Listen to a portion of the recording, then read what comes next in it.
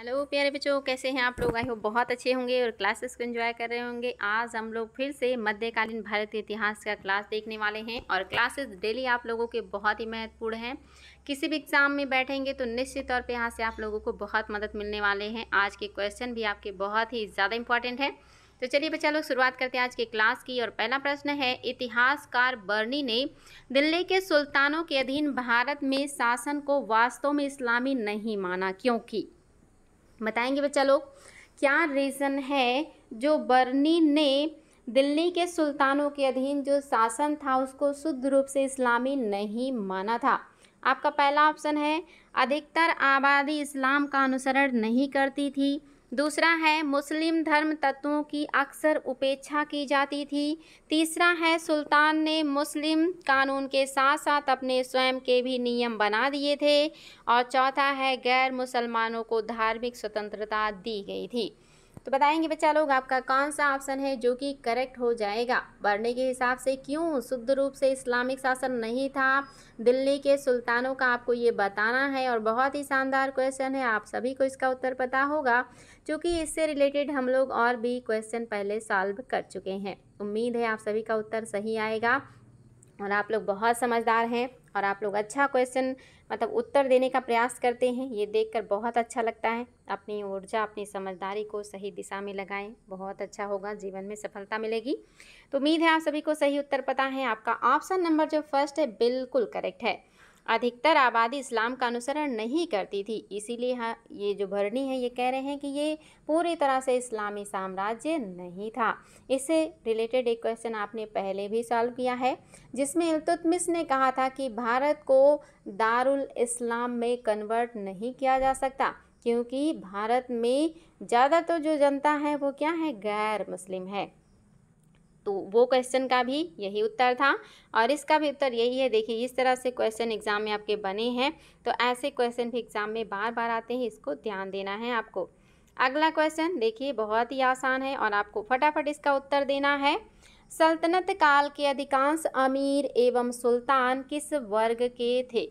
पहला है तुर्क, दूसरा है मंगोल, तीसरा है तातार और चौथा है अरब। बताएंगे बच्चा लोग दिल्ली सल्तनत के जो अधिकांश अमीर थे, जो अधिकांश राजा थे या सुल्तान थे, वो कौन से वर्ग के थे।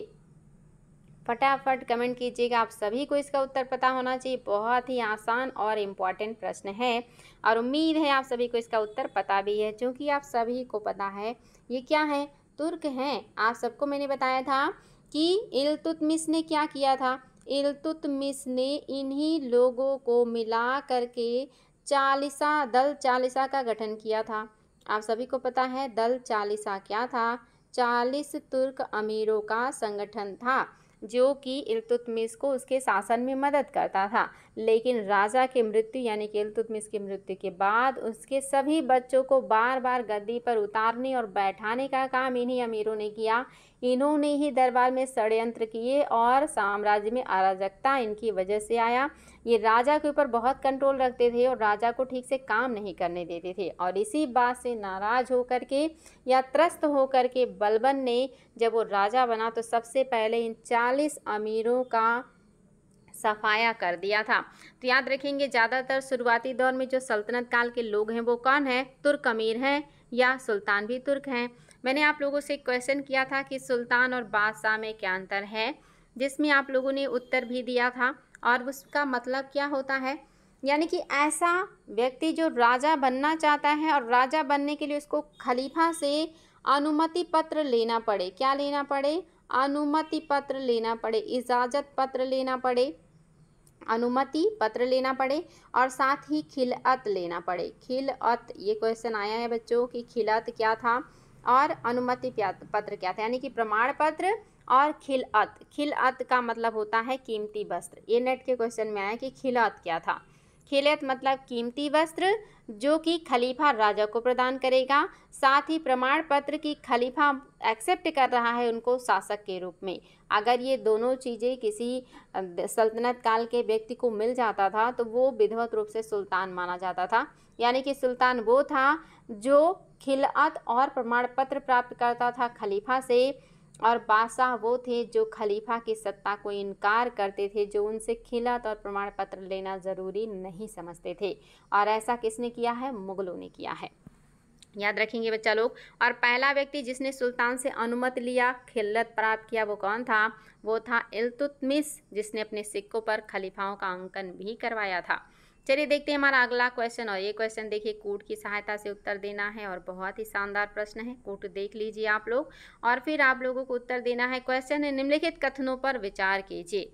पहला स्टेटमेंट है, दिल्ली सल्तनत के राजस्व प्रशासन में राजस्व वसूली के प्रभारी को आमील कहा जाता था। क्या सही है ये कि दिल्ली सल्तनत के राजस्व प्रशासन में राजस्व वसूली के प्रभारी को आमील कहा जाता था? दूसरा, दिल्ली के संस्थानों की एकता प्रणाली को प्राचीन देशी संस्था थी। क्या दिल्ली के संस्थानों की जो एकता प्रणाली है ये प्राचीन देशी संस्था है? यानी कि दिल्ली की, अच्छा यहाँ पे होगा दिल्ली सुल्तानों की एकता प्रणाली प्राचीन देशी व्यवस्था थी। क्या ये बात सही है? या तीसरा है, मीर बख्शी का पद दिल्ली के खिलजी सुल्तानों के शासनकाल से अस्तित्व में आया था। अब बच्चा लोग इसको फटाफट देखिएगा और उत्तर दीजिएगा। बहुत ही शानदार प्रश्न है और बहुत इंपॉर्टेंट है।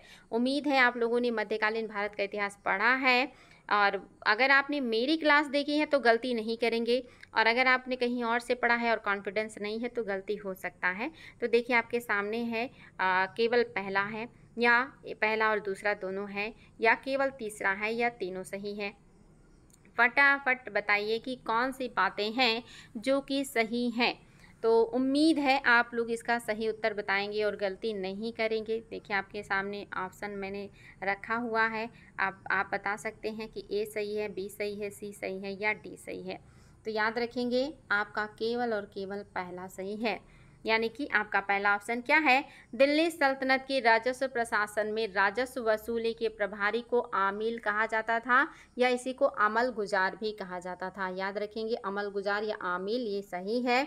लेकिन कह रहा है दिल्ली के सुल्तानों का या दिल्ली सल्तनत की एकता प्रणाली को प्राचीन देशी संस्था थी। नहीं, ये दिल्ली सल्तनत की प्राचीन देशी संस्था नहीं थी या प्राचीन देशी प्रणाली नहीं है, बल्कि ये किसकी है? अरब का है ना, अरबियन का है ये प्राचीन देशी संस्था।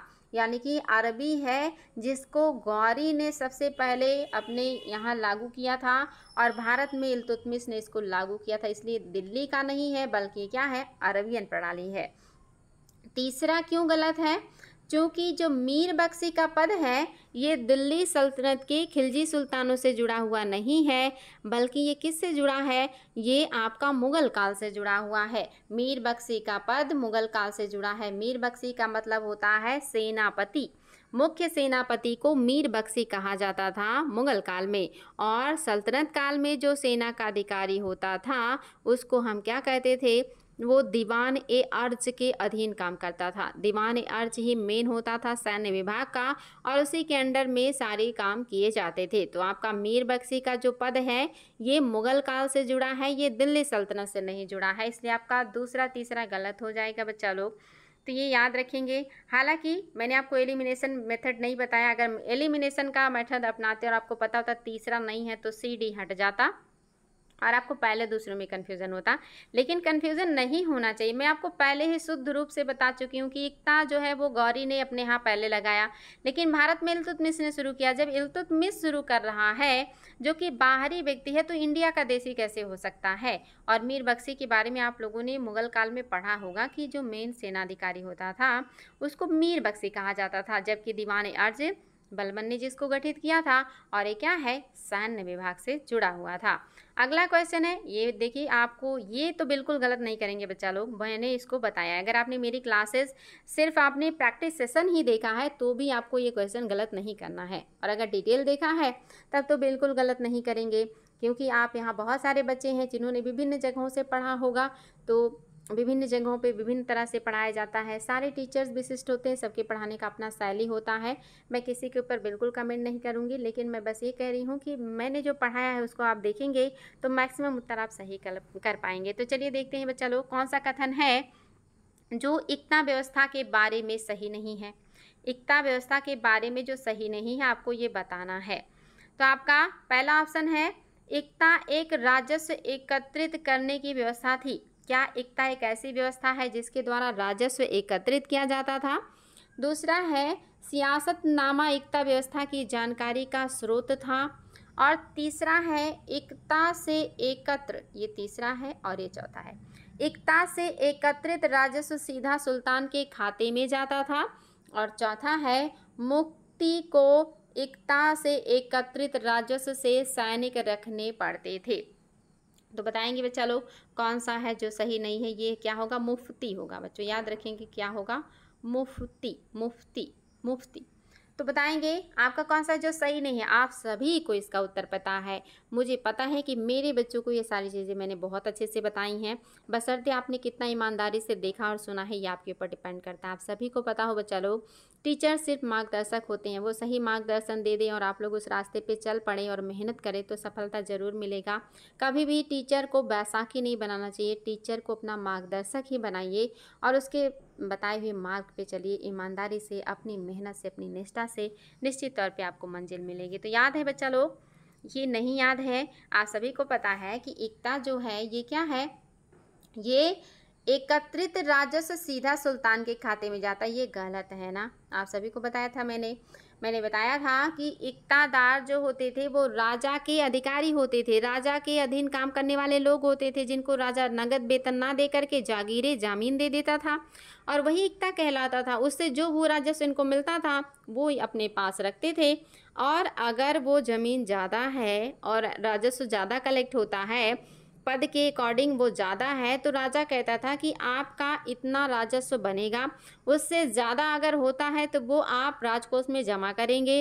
और वो क्या कहलाता था? फटाफट बताइएगा। पहला तो सही है बिल्कुल, एकता क्या है? एक राजस्व एकत्रित करने की व्यवस्था है। दूसरा भी सही है, बहुत इंपॉर्टेंट है, इसको ज़रूर याद रखिएगा कि सियासतनामा एक पुस्तक है, एकता व्यवस्था की जानकारी का ये स्रोत है। और मुफ्ती को एकता से एकत्रित राजस्व से सैनिक रखने पड़ते थे, बिल्कुल सही है। ये राजा को सैनिक भी देते थे अपनी तरफ से, लेकिन ये सही नहीं है क्योंकि ये सीधा राजा के कोष में नहीं जाता था, बल्कि एक्स्ट्रा वाला पार्ट राजा के कोष में जाता था। और उस एक्स्ट्रा वाले पार्ट को क्या कहते थे? आप सभी को पता है। चलिए देखते हैं हमारा अगला क्वेश्चन। दिल्ली सल्तनत में दीवान अर्ज विभाग की स्थापना किसने किया था? ओहो, ये क्वेश्चन तो लीक हो चुका है। चलिए फटाफट उत्तर दे दीजिए। बलबन, इल्तुतमिश, अलाउद्दीन खिलजी और फिरोज तुगलक। इसमें तो कोई डाउट ही नहीं है, आप सभी को इसका उत्तर पता है। कौन है? बलबन ने दीवान ए अर्ज विभाग की स्थापना किया था। मोस्ट इंपॉर्टेंट क्वेश्चन, एग्जाम में बहुत बार आया है। आप लोगों ने निश्चित तौर पे क्वेश्चन ज़रूर देखा होगा अगर आप पिछले एग्जाम्स के क्वेश्चन को सॉल्व करते हैं तो। देखिए अगला क्वेश्चन भी बहुत ही शानदार है। यहाँ से आप लोगों के 4 पॉइंट क्लियर होने वाले हैं और ये बहुत ही ज़्यादा पूछा जाने वाला क्वेश्चन है, बहुत बार एग्जाम में आया और विभिन्न एग्जाम में आया है। तो बताएंगे कौन सा है जो सुमेलित है? इसमें से कोई एक ही है जो सुमेलित है, बाकी सुमेलित नहीं है। आपको वो चूज़ करना है कि कौन सा सुमेलित है। पहला है क्या दीवान ए बंदगाह फिरोज शाह तुगलक का है। दूसरा है क्या दीवान ए मुस्तखराज बलबन का है।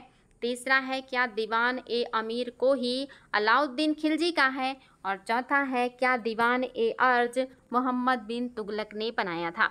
तो बताएंगे बच्चा लोग कौन सा है जो कि सुमेलित है। और उम्मीद है आप सभी को इसका उत्तर पता होगा क्योंकि बहुत ही ज़्यादा इंपॉर्टेंट क्वेश्चन है और आप सभी का उत्तर इस पर सही आना चाहिए, गलती नहीं करेंगे। और आप सभी को पता है कि आपका जो ऑप्शन नंबर फर्स्ट है ये बिल्कुल करेक्ट है। दीवान ए बंदगाह फिरोज तुगलक ने स्थापित किया था। फटाफट बताइएगा दीवान ए बंदगाह किससे जुड़ा हुआ था। फटाफट बताइएगा बच्चा लोग किससे जुड़ा हुआ था। और आपका दीवान ए मुस्तखराज जो है ये किसका है? ये अलाउद्दीन खिलजी का है, अलाउद्दीन खिलजी का है। और दीवान अमीर को ही बहुत इंपॉर्टेंट है, ये मोहम्मद बिन तुगलक का है। दीवान ए अर्ज किसका है? बलबन का है। तो ये याद रखेंगे बच्चा लोग, सारे पॉइंट बिल्कुल आप लोगों को याद होना चाहिए, बहुत ही ज़्यादा इंपॉर्टेंट है। और साथ ही फिरोज शाह तुगलक ने कुछ और भी विभाग बनाए थे, जैसे दीवान ए खैरात। बताएंगे बच्चा लोग दीवान ए खैरात क्या था? दीवान ए खैरात क्या था? दीवान ए खैरात क्या था? फटाफट उत्तर दीजिएगा। दीवान ए खैरात क्या था? बहुत आसान है, क्या था ये? ऑप्शन में है पेंशन विभाग, ए है पेंशन विभाग, पेंशन विभाग। बी है आपका, बी बताइएगा दान विभाग, दान विभाग, दान विभाग। और आपका सी है दोनों, दोनों। और डी है कोई नहीं। फटाफट बताइए बच्चा लोग, दीवान ए खैरात क्या था? पेंशन विभाग था, दान विभाग था, दोनों था या कोई नहीं था? बहुत आसान है, आप सभी को इसका उत्तर पता होना चाहिए। देखिए नाम में लिखा है दीवान ए खैरात, यानी कि क्या है? दान विभाग है। लोग कहते नहीं कि आपको खैरात में मिला है क्या ये चीज़? खैरात मतलब जो दान में मिले, फ्री का मिले, वो उसको खैरात कहते हैं। तो ऑप्शन नंबर बी आपका बिल्कुल करेक्ट है। इसके अलावा याद रखिएगा, इन्होंने कुछ और भी जो है विभाग बनाए थे जो क्वेश्चन आता है एग्जाम में। जैसे इनका था दीवान ए इस्तिहाक, दीवान ए इस्तिहाक, दीवान ए इस्तिहाक। ये क्या है? इस्तिहाक क्या है बच्चा लोग? याद रखिएगा, दीवान इस्तिहाक क्या था? बहुत इंपॉर्टेंट है, ये भी एग्जाम में बहुत बार आया हुआ है। ये पेंशन विभाग था। क्या था? पेंशन विभाग। तभी भी देखिए उस समय भी क्या था? पेंशन विभाग हुआ करता था, रिटायर अधिकारियों को पेंशन दिया जाता था। तो ये भी याद रखेंगे, दीवान इस्तिहाक क्या है? पेंशन विभाग है, ये भी याद रखेंगे। इसके अलावा इन्होंने रोजगार दफ्तर भी बनाया था, जहाँ पे युवाओं को रोजगार देने का काम किया जाता था। इसके अलावा इन्होंने दीवान ए बंदगाह, यानी कि जो उस समय के इनके दरबार में सबसे ज़्यादा, इनके साम्राज्य में सबसे ज़्यादा जो है दास हुआ करते थे, उनके लिए विभाग बनाया गया था जो उनके जो है चीज़ों को कंट्रोल करे। इसके अलावा इन्होंने दीवान इमारतिया भी बनाया था, ये भी याद रखिएगा, बहुत इंपॉर्टेंट है, एग्जाम में आया है। दीवान ए इमारतिया, इमारतिया, दीवान ए इमारतिया बनाया था बच्चा लोग। ये भी क्या है? इमारतों से संबंधित है, इमारतों का मरम्मत, नई इमारतों का निर्माण, रख रखाव, ये सारी चीज़ें दीवान इमारतिया करता था। ये सारे पॉइंट याद रखेंगे, बहुत ही ज़्यादा इंपॉर्टेंट है। अब इन सबको क्वेश्चन में के फॉर्म में बहुत ज़्यादा पूछा जाने लगा है। ओहो, देखिए अगला क्वेश्चन कितना आसान है, ये तो लीक हो चुका है। फटाफट कमेंट कर दीजिएगा कि कौन सा सुमेलित नहीं है। इसमें कौन सा है जो सुमेलित नहीं है? दीवान मुस्तखराज अलाउद्दीन खिलजी, दीवान अमीर कोही मोहम्मद बिन तुगलक, दीवान खैरात फिरोज तुगलक, दीवान रियासत बलबन। बताएंगे बच्चा लोग कौन सा सुमेलित नहीं है? और आप सभी को पता है कि कौन सा है जो सुमेलित नहीं है। ये तो बिल्कुल करेक्ट है, अलाउद्दीन खिलजी है का है। और ये दीवान मुस्तखराज किससे जुड़ा है? ये क्वेश्चन भी आता है, भू राजस्व, भू राजस्व, ये क्वेश्चन भी आया बच्चा लोग, याद रखिएगा किससे जुड़ा है? भू राजस्व से जुड़ा है। दीवान अमीर कोही आया है, किससे जुड़ा है? ये कृषि विभाग है, ये कृषि विभाग है, बहुत इंपॉर्टेंट है। दीवान खैरात मैंने आपको पहले बताया दान विभाग है, लेकिन सही नहीं है। दीवान रियासत जो है ये अलाउद्दीन खिलजी का है, अलाउद्दीन खिलजी का है, याद रखिएगा, बहुत इंपॉर्टेंट है। किसका है? अलाउद्दीन खिलजी का है। और किससे जुड़ा है? बाजार नियंत्रण से, बाजार नियंत्रण से जुड़ा है ये चीज़ याद रखिएगा। दीवान ए रियासत बाजार नियंत्रण, यानी कि बाजार को कंट्रोल करने वाला सबसे बड़ा अधिकारी था दीवानी ए रियासत। इसमें तो कोई दम ही नहीं। इसका उत्तर तो मैं आपको बता चुकी हूँ कि सल्तनत काल में दीवान अमीर कोही विभाग किससे संबंधित था। आप सभी को पता चल चुका है इसका आंसर, तो इस पर मैं कुछ भी नहीं कहूँगी। क्या है? कृषि विभाग है।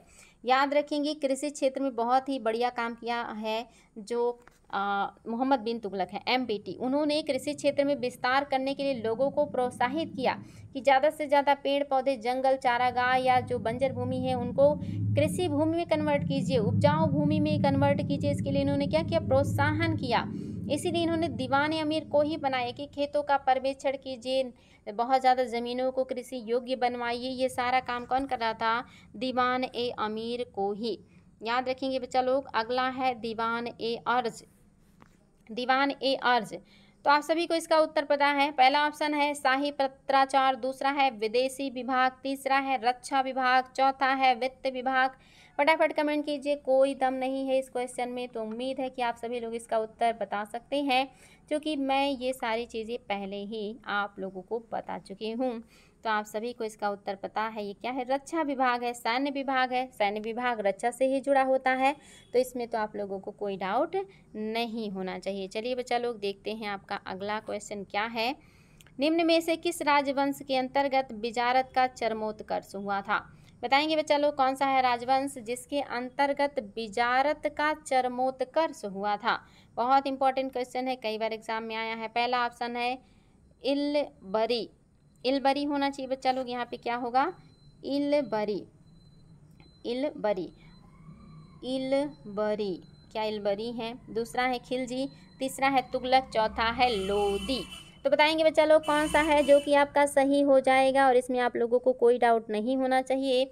उम्मीद है आपको ये पता होगा क्योंकि बहुत इंपॉर्टेंट है, कई बार एग्जाम में आया है। फटाफट उत्तर बता दीजिए आप लोग, और आप सभी को इसका उत्तर पता हो। इसका उत्तर क्या है, तुगलक काल में सबसे ज़्यादा बिजारत का जो है वो बढ़ोतरी हुआ है, या जो बिजारत है इसका चरमोत्कर्ष हुआ है। याद रखेंगे, बहुत ही ज़्यादा इम्पॉर्टेंट है।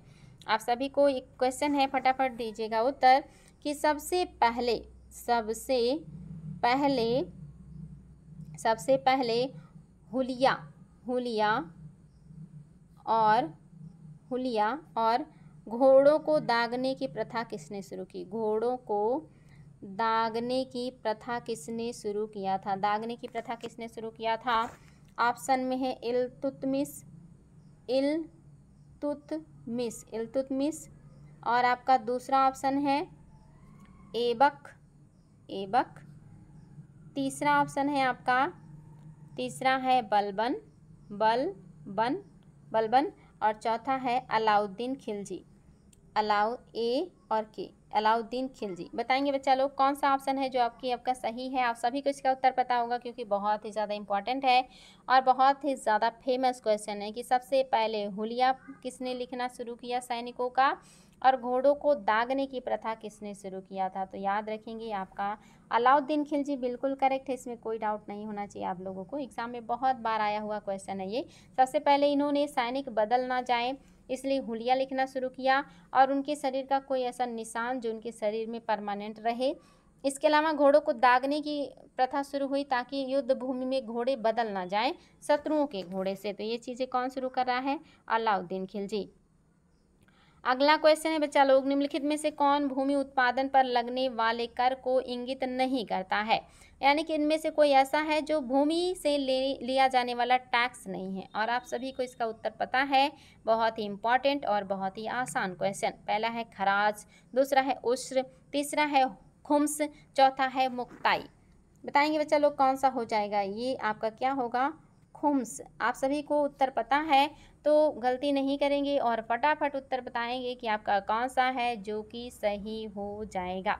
उम्मीद है कि आप लोग गलतियां नहीं करेंगे। पीछे की क्लासेस में ये सारी बातें बता चुकी हूँ और आप लोगों के लिए सारी बातें बहुत आसान हो चुकी हैं। तो आप सभी को पता है कि खुम्स जो है ये कैसा है, ये लूट का माल है। कैसा माल है, लूट का माल है। यानी कि जब किसी साम्राज्य पे राजा आक्रमण करता था तो वहाँ की जनता से, वहाँ के बाकी लोगों से, जब वहाँ का राजा हार जाता था तो सेना पूरी तरह से फ्री कर दी जाती थी लूटने के लिए, और सेनाओं के द्वारा जो साम्राज्य से लूटा हुआ माल होता था, जो धन होता था, उसको खुम्स कहा जाता था। और मैंने आप लोग को बताया था कि दिल्ली सल्तनत के 2 ऐसे सुल्तान हैं जिन्होंने खुम्स में 80% खुद लिया था। अगर नाम याद है आपको पिछले क्लास का तो फटाफट उत्तर दीजिएगा, वो कौन है जिन्होंने 4/5 हिस्सा यानी कि 5 में से 4 हिस्सा लिया, यानी कि 100 में से 80% अपने पास रखा। वो 2 सुल्तान कौन है, और जो है 5 बटे यानी कि 1/5 यानी कि 5 में से 1 हिस्सा सैनिकों को दिया था। बाकी सारे सुल्तान अपने पास 1/5 रखते थे और बाकी सैनिकों को दे देते थे। लेकिन दिल्ली सल्तनत के 2 ऐसे सुल्तान हैं जिन्होंने इसका उल्टा कर दिया, 80% खुद रखा और एक जो है 20% सैनिकों को दिया। इसलिए ये क्वेश्चन आयोग बहुत ज़्यादा पूछता है। आपको उन सुल्तानों का नाम याद होगा क्योंकि मैं ये बता चुकी हूँ। तो आप सभी को पता है इसका उत्तर क्या हो जाएगा, MBT और अलाउद्दीन खिलजी। अलाउद्दीन खिलजी यानी कि अलाउद्दीन खिलजी और MBT मोहम्मद बिन तुगलक, ये 2 ऐसे सुल्तान हैं जिन्होंने खुम्स का ज़्यादातर अपने पास रखा था। खराज क्या है, आप सभी को पता है, जो भूमि से उत्पादन होता है उसमें से लिया जाने वाला टैक्स है जो हिंदुओं को देना पड़ता था। और उश्र क्या है, जो मुस्लिम लोगों से उनके उत्पादन का 10%, 100 में से 10% कृषि भूमि के रूप में लिया जाता था। याद रखिएगा बच्चों, जजिया गैर मुस्लिम पे लगाया गया धार्मिक कर है, जक़ात मुस्लिम पे लगाया गया धार्मिक कर हुआ करता था। जजिया, जक़ात, खुम्स, खराज, ये सारे बहुत इंपॉर्टेंट है और एग्जाम में बार बार पूछे जाते हैं। चलिए हमारा अगला क्वेश्चन है, भारत के किस मध्यकालीन शासक ने इक्ता व्यवस्था प्रारंभ किया था? इस प्रश्न में तो कोई दम नहीं है, इसका उत्तर तो मेरे सभी बच्चों को पता है, आप सभी इसका उत्तर बता सकते हैं, बहुत ही इम्पॉर्टेंट है लेकिन आप लोगों के लिए बिल्कुल आसान हो चुका है। आप सभी को पता है इसका उत्तर क्या हो जाएगा, इल्तुतमिश हो जाएगा। और ये जो व्यवस्था है इसको अलाउद्दीन खिलजी ने बिल्कुल कम कर दिया था। ये क्वेश्चन आता है कि खालसा भूमि का विस्तार, खालिसा भूमि का विस्तार सबसे ज़्यादा किसके टाइम पीरियड में हुआ है? तो खालिसा भूमि का जो विस्तार है सबसे ज़्यादा किसके टाइम पीरियड में हुआ है बच्चा लोग? आपके सामने ये ऑप्शन है, इन्हीं में से बता दीजिए। इल्तुतमिश के समय, बलबन के समय, अलाउद्दीन खिलजी के समय, या इनमें से कोई नहीं? बताएंगे। खालिसा भूमि मतलब होता है राजकीय भूमि, राजा की भूमि, ऐसी भूमि जिस पर राजा का डायरेक्ट कंट्रोल हो और उससे जो उत्पादन हो उसका टैक्स सीधे राजा के जो है अकाउंट में जाए। कोई ज़मींदार, कोई साहूकार, कोई जो है इक्तादार जिस पर ना काम करे। तो बताएंगे बच्चा लोग कौन है वो? तो आप सभी को इसका उत्तर पता है। अलाउद्दीन खिलजी के टाइम पीरियड में ही सबसे ज़्यादा भूमिकों को खालिसा भूमि के रूप में कन्वर्ट कर दिया गया। ज़्यादातर इक्तादारों से इक्ता छीन ली गई और जो मतलब भूमि थी जिसको जो कृषि योग्य नहीं थी उसको कृषि योग्य भूमि में कन्वर्ट करके खालिसा भूमि में तब्दील कर दिया गया था। ये कौन है? अलाउद्दीन खिलजी। तो ये सारी बातें याद रखेंगे बच्चा लोग, बहुत ही ज़्यादा इंपॉर्टेंट है। एग्जाम में ये भी आया है कि राजकीय भूमि को क्या कहते थे? उसरी, खालिसा, या जो है मसाहत, या इस तरह से आपको 4 ऑप्शन मिलेंगे। याद रखिएगा क्या होगा? खालसा। अगला क्वेश्चन है, सल्तनत काल में भू राजस्व का सर्वोच्च ग्रामीण अधिकारी कौन था? यानी कि गांव का सबसे बड़ा भू राजस्व अधिकारी कौन होता था सल्तनत काल में? पहला ऑप्शन है चौधरी, दूसरा ऑप्शन है रावत, तीसरा ऑप्शन है मलिक, चौथा ऑप्शन है पटवारी। बताएंगे बच्चा लोग कौन सा है जो कि आपका सही हो जाएगा, और उम्मीद है इसका उत्तर भी आप लोग सही बताएंगे और गलतियां बिल्कुल भी नहीं करेंगे। बहुत इंपॉर्टेंट क्वेश्चन है और आसान भी। आप सभी को पता है कि कोई भी काल हो सबसे छोटी इकाई ग्रामीण हुआ करता था, गांव हुआ करता था, और गांव का जो सबसे बड़ा अधिकारी होता था वो कौन होता था? गांव का मुखिया होता था। सल्तनत काल में चौधरी जो है यही क्या है? गांव का मुखिया है और यही भू राजस्व एकत्र करता है और राजकोष में जमा करता है। तो सल्तनत काल में भू राजस्व का सर्वोच्च ग्रामीण अधिकारी चौधरी हुआ करता था। याद रखेंगे बच्चा लोग, इम्पॉर्टेंट है। चलिए हम अगला क्वेश्चन देखेंगे और ये है आपका, ये होगा सर्व। सर्व कर लगाया जाता था, इम्पॉर्टेंट है, एग्जाम में आया हुआ है, फटाफट उत्तर दीजिएगा। सर्व कर किस पर लगाया जाता था? पहला ऑप्शन है व्यापार पर, दूसरा ऑप्शन है आपका सिंचाई पर, तीसरा है गैर मुसलमानों पर, चौथा है उद्योग पर। फटाफट उत्तर दीजिए बच्चा लोग, बहुत ही आसान और बहुत इंपॉर्टेंट क्वेश्चन, आप सभी को फटाफट उत्तर देना है। आप लोगों को ये सारे तथ्य बिल्कुल रटे होने चाहिए। आप सभी को पता है ये कैसा कर है? सर्व कर क्या है? सिंचाई कर है। इसके अलावा मैंने आपको बताया था घरी कर। घरी कर कौन लगाया था? अलाउद्दीन खिलजी। किस पे? घरों पे लगाता था ये। इसके अलावा चराई कर। चराई कर किस पे लगाया था? अलाउद्दीन खिलजी ने दुधारू पशुओं पर लगाया था। ये सारे आपके इम्पॉर्टेंट है, याद रखेंगे। और ये सर्व कर किसने लगाया था? ये क्वेश्चन भी आया है। सर्व कर को लगाया था फिरोज शाह तुगलक ने। ये इंपॉर्टेंट है, याद रखिएगा किसने लगाया था? फिरोज शाह तुगलक ने सर्व कर लगाया था सिंचाई पर, जो कि आप सभी को पता है इन्होंने क्या किया था? सबसे ज़्यादा बड़े पैमाने पे नहरों का निर्माण किया था। ये क्वेश्चन एग्जाम में आता है, याद रखिएगा, बहुत इंपॉर्टेंट है। चलिए बात हो रही नहर की, तो बात इसको ध्यान से सुन लीजिए। सबसे पहली बार जो नहर का उल्लेख मिलता है इतिहास में, वो मिलता है हाथी गुम्फा अभिलेख में, जो लिखवाया था खारवेल ने, जो जैन धर्म को मानते थे और कलिंग के राजा थे। और कलिंग में जो पहला नहर खुदवाया था वो महापद्मनंद ने खुदवाया था, जो कि राजा थे मगध के। तो ये पहला ऐतिहासिक विवरण है जहाँ नहर के खुदवाए जाने का उल्लेख ऐतिहासिक रूप से मिलता है, वो बना है कलिंग में, बनवाया है महापद्मनंद ने।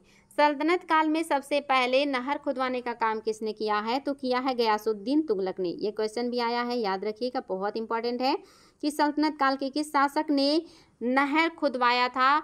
पहली बार नहर खुदवाया था? तो पहली बार सल्तनत का शासक गयासुद्दीन तुगलक है जिसने खुदवाया था। और सबसे ज़्यादा सल्तनत काल में नहरों का निर्माण किसने करवाया है? तो फिरोज शाह तुगलक ने करवाया है। और इन्होंने ही क्या किया है? फिरोज शाह ने ही लगाया है सर्व कर। याद रखिएगा, बहुत ही ज़्यादा इंपॉर्टेंट ये सारे पॉइंट हैं, आप सभी को ये पता होना चाहिए, एग्जाम में बार बार आते हैं।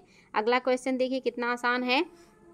क्वेश्चन है जवाबित का संबंध किससे है? इंपॉर्टेंट है बहुत ज़्यादा, कई बार एग्जाम में आया है। पहला ऑप्शन है राज्य कानून से संबंधित है। दूसरा है मनसब प्रणाली को नियंत्रण करने वाली कानून से संबंधित है। तीसरा है टकसाल से संबंधित है। और चौथा है कृषि से संबंधित है। तो बताएंगे बच्चा लोग जवाबित का संबंध किससे होता था? फटाफट उत्तर दीजिएगा। उम्मीद है आप लोग इसका उत्तर सही बताएंगे और आप लोगों को ये सारे तथ्य पता होंगे, क्योंकि ये सारे बहुत ही इंपॉर्टेंट क्वेश्चन हैं और विभिन्न एग्जामों में बार बार आए हैं, तो निश्चित तौर पे कंपटीशन के क्षेत्र से जुड़े हैं। तो ऐसे क्वेश्चन को आप लोगों ने कहीं ना कहीं देखा होगा। ये रिविजन क्लास भी हो सकता है आपका, और आपका आगामी पेट में यहाँ से मदद मिल जाएगा आप लोगों को। ध्यान रखेंगे बच्चा लोग, आपका क्या हो जाएगा? ये राज्य कानून से संबंधित है। जवाबित क्या है? राज्य कानून है। अगला क्वेश्चन देखेंगे, हदीस है एक। इसमें तो किसी की गलती नहीं होनी चाहिए, क्योंकि ये कितना आसान है, इससे आसान और कुछ नहीं हो सकता। लेकिन आयोग ऐसे भी क्वेश्चन पूछ चुका है। हदीस क्या है? इस्लामिक कानून है, बंदोबस्त कानून है, सल्तनत कालीन कर है, या मनसबदारी व्यवस्था है? तो आप सभी को इसका उत्तर पता है, ये क्या है? इस्लामी कानून है हदीस। ये आपका हदीस बिल्कुल आसान था। अगला क्वेश्चन देखिए आ गया, सल्तनत काल में फवाजिल का अर्थ क्या था? ये भी आप लोग गलत नहीं करेंगे, सबको बता चुकी हूँ, आप सभी को इसका उत्तर पता है। पहला ऑप्शन है अभिजात वर्ग को दिया जाने वाला अतिरिक्त भुगतान। क्या अभिजात वर्ग को जो अतिरिक्त भुगतान दिया जाता था उसको फवाजिल कहा जाता था? दूसरा है वेतन के बदले में निर्धारित मालगुजारी। और आपका तीसरा है इकता द्वारा सरकारी खजाने में जमा की जाने वाली अतिरिक्त राशि। और चौथा है कृषकों से की जाने वाली गैर कानूनी जबरन वसूली। तो बताएंगे बच्चा लोग आपका क्या हो जाएगा? इकतादारी या जो है आपका क्या है? फवाजिल। फवाजिल से जुड़ा हुआ कौन सा बात है जो कि करेक्ट है, और आप सभी को इसका उत्तर पता है। देखिए कितना इम्पोर्टेंट है और आसान भी है, आप सभी को पता है कि इकता क्या हो जाएगा? इकता द्वारा सरकारी खजाने में जमा किया जाने वाला अतिरिक्त राशि ही क्या कहलाता था? फवाजिल कहलाता था। इसमें आप लोगों को कोई डाउट नहीं होगा। अगला क्वेश्चन है सबसे ज़्यादा बढ़िया क्वेश्चन, लेकिन आसान क्वेश्चन, आप सभी को ये कई बार बता चुकी हूँ, तो ये सबको पता है कि निम्न में से किसने टंका नामक चांदी का सिक्का चलाया था? इसका उत्तर आप सभी को पता होगा बच्चों, बहुत ही आसान है और बहुत इंपॉर्टेंट क्वेश्चन है, कई बार एग्जाम में आया है। अलाउद्दीन खिलजी, कुतुबुद्दीन ऐबक, इल्तुतमिश और बलबन। फटाफट उत्तर दीजिए, आप सभी का उत्तर सही आना चाहिए। आप सभी को ये चीज़ पता है, ये इल्तुतमिश से जुड़ा है। ये पहले शासक है जिन्होंने नियमित सिक्के चलाए हैं, और इन्होंने क्या चलाया है? चांदी का टंका चलाया है, तांबे का जीतल चलाया है। ये सिक्के इनके द्वारा चलाए गए काफ़ी इंपॉर्टेंट सिक्के हैं। अगला क्वेश्चन, किसके सिक्कों पर बगदाद के अंतिम खलीफा का नाम सर्वप्रथम अंकित हुआ था? ये क्वेश्चन भी बहुत ही ज़्यादा इंपॉर्टेंट है और आप सभी को इसका उत्तर पता होना चाहिए। कुतुबुद्दीन ऐबक, इल्तुतमिश, अलाउद्दीन खिलजी या अलाउद्दीन मसूद शाह। तो बताएंगे बच्चा लोग आपका कौन सा है जो कि सही हो जाएगा, और इसका उत्तर आप सभी को पता होगा। उम्मीद करेंगे कि आप लोग इसका सही उत्तर बताएंगे। तो आई थिंक आप सभी को इसका उत्तर पता है, आपका क्या हो जाएगा? ऑप्शन नंबर आपका जो 4 है, अलाउद्दीन मसूद शाह ऐसे हैं जिनके सिक्कों पर बगदाद के अंतिम खलीफा का नाम सर्वप्रथम अंकित मिला है। तो ये चीज़ आपको बिल्कुल करेक्ट होना चाहिए, इसमें आप लोगों को गलती नहीं करना है। चलिए देखते हैं हमारा अगला क्वेश्चन क्या हो जाएगा। सल्तनत काल के 2 प्रमुख सिक्कों का नाम बताना है। कितना आसान है लेकिन बहुत इंपॉर्टेंट है। देखिए आजकल एग्ज़ाम में इस तरह के फॉर्म में क्वेश्चन बनने लगे हैं।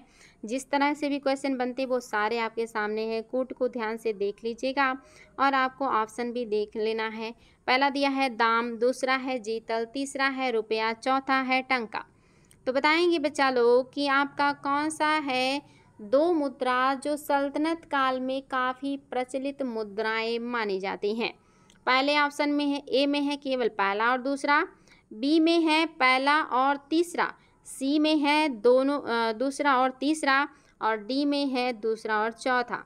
उम्मीद है आप सभी को इसका उत्तर पता होगा और आप लोग फटाफट इसका उत्तर दे दीजिएगा। आप सभी को इसका उत्तर पता होना चाहिए और उम्मीद है कि आप सभी लोग सही उत्तर देंगे। मैक्सिमम बच्चों का उत्तर सही आना चाहिए। आप सभी को पता है ऑप्शन नंबर सी बिल्कुल सही है, दूसरा और तीसरा। अभी मैंने बताया चांदी का टंका, तांबे का जीतल, ये सबसे ज़्यादा फेमस और प्रचलित मुद्राएं हैं। और आप सभी को पता है कि जो दाम है ये सल्तनत काल का फेमस मुद्रा नहीं है। और रुपया जो है वो किसने चलाया था? शेरशाह सूरी ने चलाया था। वो भी चांदी का सिक्का था और जो है आधुनिक काल तक प्रचलन में देखने को मिला। अगला क्वेश्चन बहुत ही ज़्यादा इम्पॉर्टेंट, आप सभी को इसका उत्तर बताना है और उम्मीद है कि आप लोग इसका उत्तर भी सही बता पाएंगे। आपका क्वेश्चन है, भारत में कागज़ का प्रयोग कब से प्रारंभ हुआ था? भारत में कागज़ का प्रयोग कब से प्रारंभ हुआ था? आपको ये बताना है बच्चा लोग। फटाफट उत्तर दीजिएगा कि आपका कौन सा है जो कि आपका सही हो जाएगा।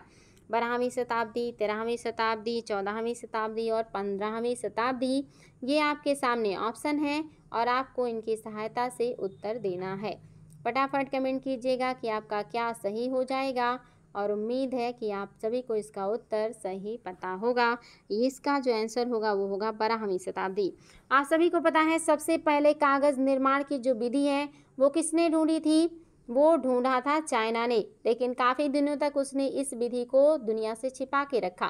धीरे धीरे ये अरेबियन कंट्रीज़ में फैला और फिर धीरे धीरे क्या हो गया, इंडिया और बाकी क्षेत्रों में भी इससे लोग परिचित हो गए और हमारे यहाँ 12वीं शताब्दी से कागज़ का प्रयोग शुरू हो गया था।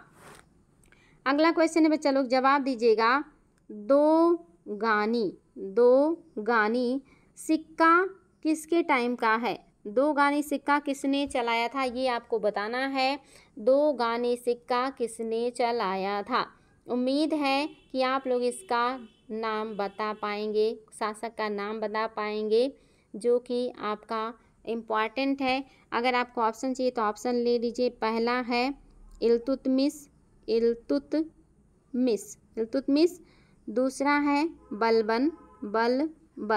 बलबन, तीसरा है MBT यानी कि मोहम्मद बिन तुगलक और डी है नन। बताएंगे बच्चा लोग किसने दो गानी सिक्का चलाया था? काफ़ी इम्पॉर्टेंट है आपके लिए और इसका उत्तर आप लोगों को देना है। हो सकता है आपके लिए नया हो लेकिन इसका उत्तर फटाफट दे दीजिएगा। काफ़ी इम्पॉर्टेंट क्वेश्चन है ये, कई बार एग्ज़ाम में आया हुआ है। याद रखिएगा किसने चलाया है? ये चलाया है MBT यानी कि मोहम्मद बिन तुगलक ने दो गानी सिक्का चलाया था। चलिए देखते हैं हमारा अगला क्वेश्चन। अलाई दरवाज़ा का निर्माण किस सुल्तान ने करवाया था? ये तो सबको पता होगा क्योंकि बहुत इंपॉर्टेंट है और विभिन्न एग्जाम में ये बार बार पूछा हुआ है, तो निश्चित तौर पे इसका उत्तर आप लोगों को पता ही होगा। ऑप्शन है इल्तुतमिश, बलबन, अलाउद्दीन खिलजी और फिरोजशाह तुगलक। क्या हो जाएगा बच्चा लोग? फटाफट बताइएगा कि अलाई दरवाज़ा किसने बनाया था। क्वेश्चन में ही आंसर छिपा हुआ है। आप सभी को पता है कि अलाई दरवाज़ा जो है ये बनाया था अलाउद्दीन खिलजी ने। और याद रखिएगा ये जो है ना, ये सबसे शुद्ध, इसी दरवाजे पर सबसे शुद्ध गुंबद बनाया गया है। शुद्ध गुंबद या कहिए कि वैज्ञानिक रूप से जो गुंबद बनाया गया है वो इसी अलाई दरवाजे में बनाया गया है। याद रखिएगा सबसे शुद्ध या वैज्ञानिक गुंबद बनाया गया है अलाई दरवाज़ा पे, जिसको बनाया है अलाउद्दीन खिलजी ने। चलिए अगला क्वेश्चन देखते हैं हमारा क्या है। अच्छा, अलाउद्दीन खिलजी के बारे में आप लोगों को मैंने बहुत सारी बातें बताई भी थी।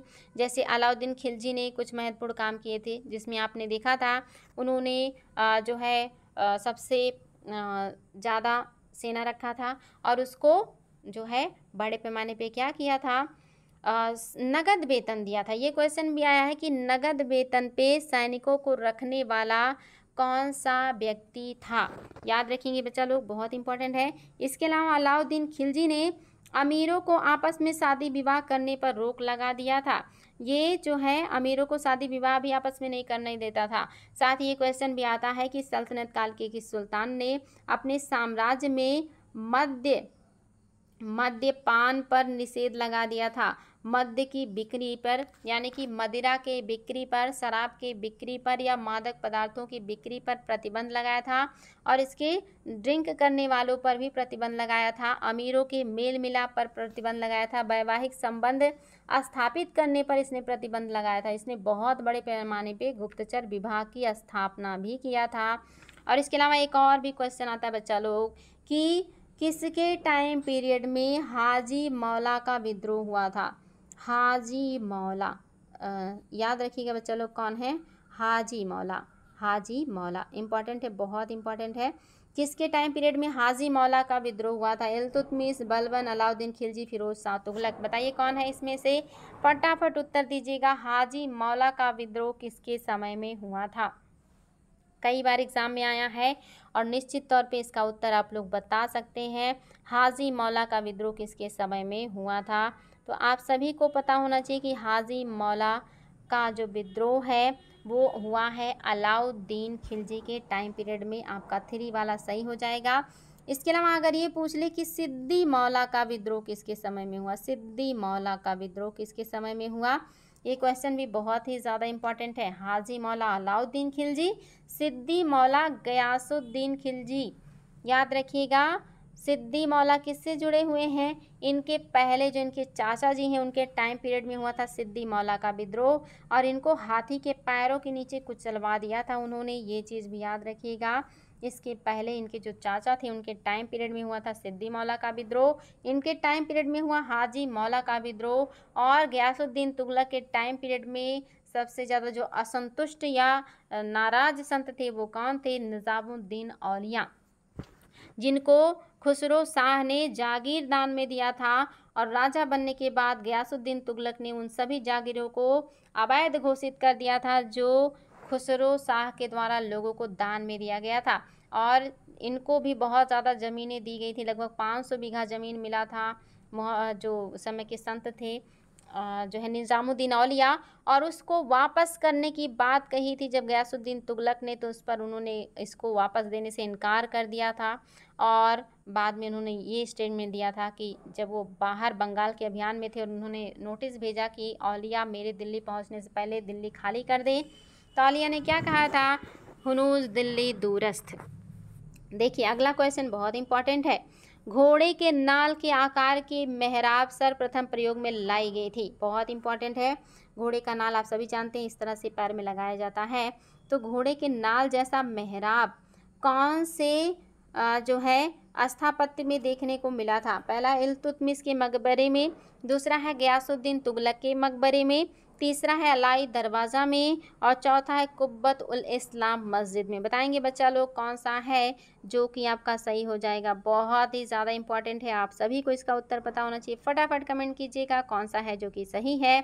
और आप सभी को ये चीज़ पता हो कि ये अलाई दरवाज़ा की बात हो रही है। अलाई दरवाज़ा में ही घोड़े के नाल जैसे मेहराब बनाए गए थे। ये बहुत ही ज़्यादा इंपॉर्टेंट क्वेश्चन है।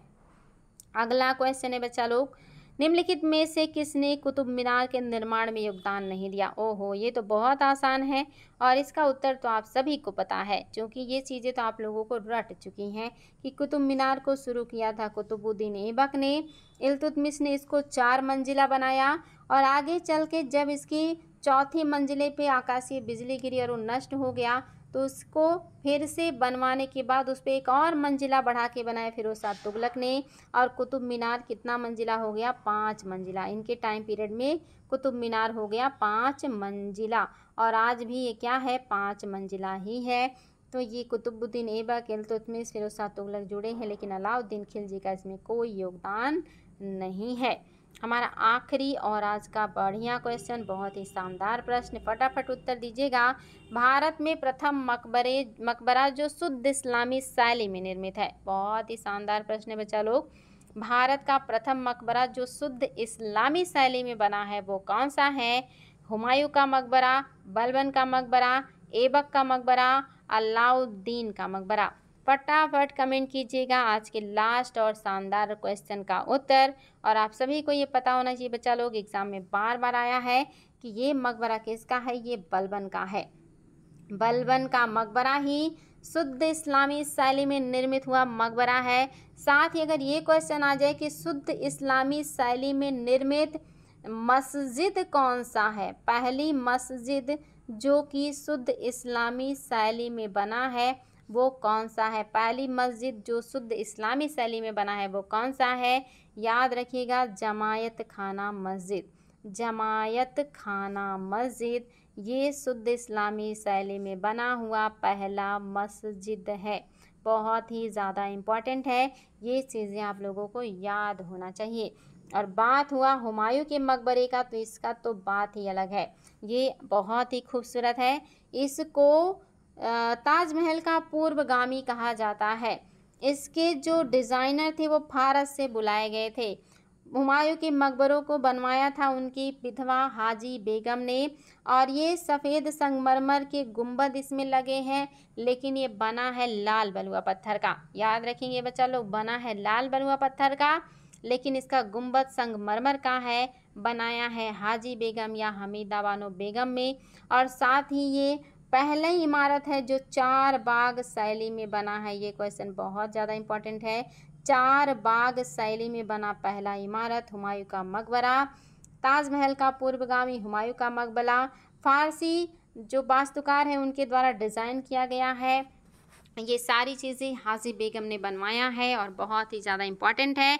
दिल्ली में है, ये लाल बलुआ पत्थर का बना है और इसका गुंबद सफ़ेद संगमरमर का है। ये सारे पॉइंट एग्जाम में आए हैं, बहुत ज़्यादा शानदार क्वेश्चन है ये।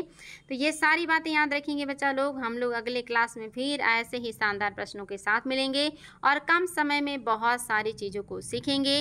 आप लोग अपना कीमती समय निकाल करके अपनी डाटा को बचा करके इन क्लासेस को ज़रूर देखें और मैक्सिमम उत्तर सही करने का प्रयास करें। आप लोगों का दिमाग जब क्लास में रहेंगे तो एक्टिव मोड में रहेगा और जो मेमोरी में कहीं कोने में रह गया वो सारे रिकॉल हो जाएंगे। तो इसी उम्मीद के साथ कि आप लोग मेहनत करेंगे और अपने कैरियर के प्रति ईमानदार होंगे और सजग रहेंगे। आज के लिए इतना ही बच्चों, हम अगले क्लास में फिर मिलेंगे बहुत सारे अच्छे प्रश्नों के साथ। Thank you so much.